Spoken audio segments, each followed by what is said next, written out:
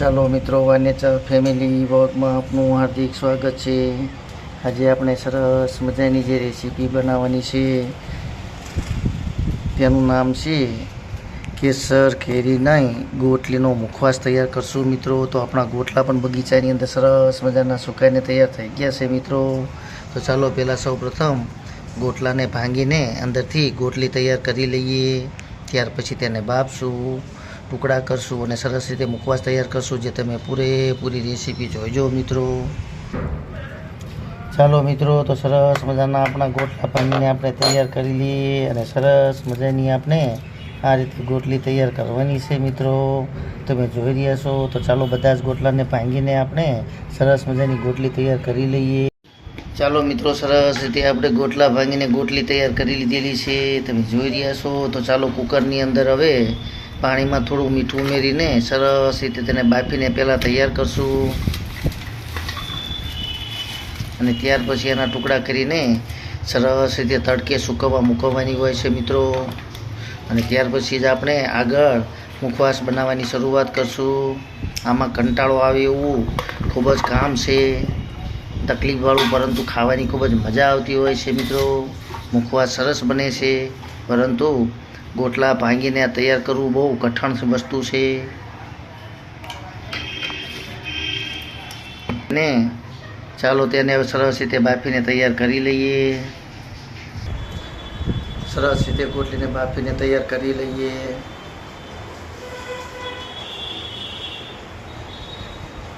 ત્યાર પછી આપણે તેના ટુકડા કરીને તડકે સૂકવવા માટે મૂકશું મિત્રો। ચાલો મિત્રો, તમે જોઈ રહ્યા છો, સરસ મજાની આપણી ગોટલી બફાઈને તૈયાર થઈ ગઈ છે। તો ચાલો તેના સરસ મજાના ટુકડા કરી લઈએ અને ત્યાર પછી સૂકવવા માટે મૂકશું મિત્રો।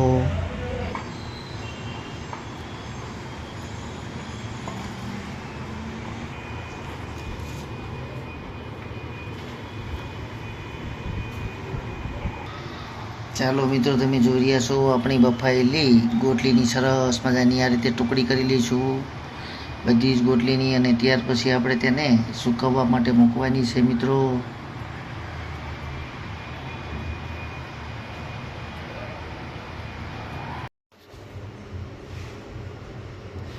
ચાલો મિત્રો, આપણે સરસ મજાની ગોટલીનો મુખવાસ બનાવવાનો છે, જે આપણે બાફીને સૂકવી હતી, સરસ મજાની બફાઈને તૈયાર થઈ ગઈ છે। તમે જોઈ રહ્યા છો કે સુકાઈ ગઈ છે, બાફીને આપણે સૂકવવા રાખેલી તે સરસ સુકાઈ ગઈ છે। ચાલો તો હવે તેને દેશી ઘીની અંદર સરસ રીતે તળીને તૈયાર કરી લઈએ મિત્રો। આપણું ઘી પણ ગરમ થઈ ગયું છે।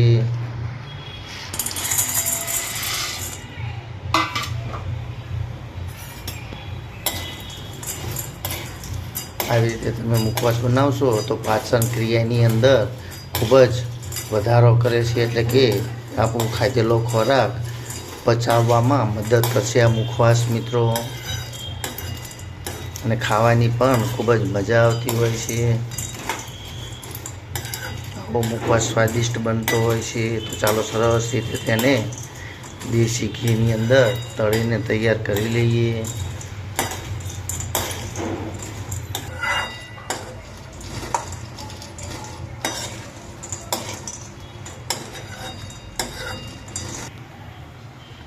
ચાલો થોડુંક અંદર સંચળ પણ આપણે ઉમેરી દઈએ, એટલે આપણે સરસ મજાની ગોટલીનો મુખવાસ તૈયાર થઈ જશે મિત્રો।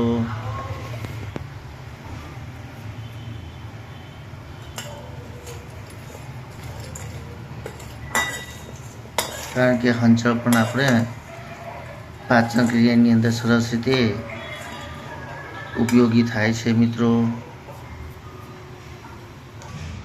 ચાલો મિત્રો, તો સરસ મજાનો આપણો ગોટલીનો મુખવાસ તૈયાર થઈ ગયો છે, તમે જોઈ રહ્યા છો।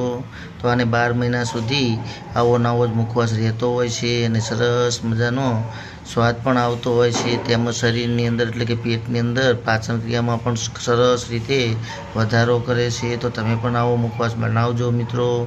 તો કેવી લાગી આપણી આ રેસીપી, તો ચોક્કસથી લાઈક, શેર અને સબસ્ક્રાઈબ કરજો મિત્રો। જય યોગેશ્વર ભગવાન, જય માતાજી।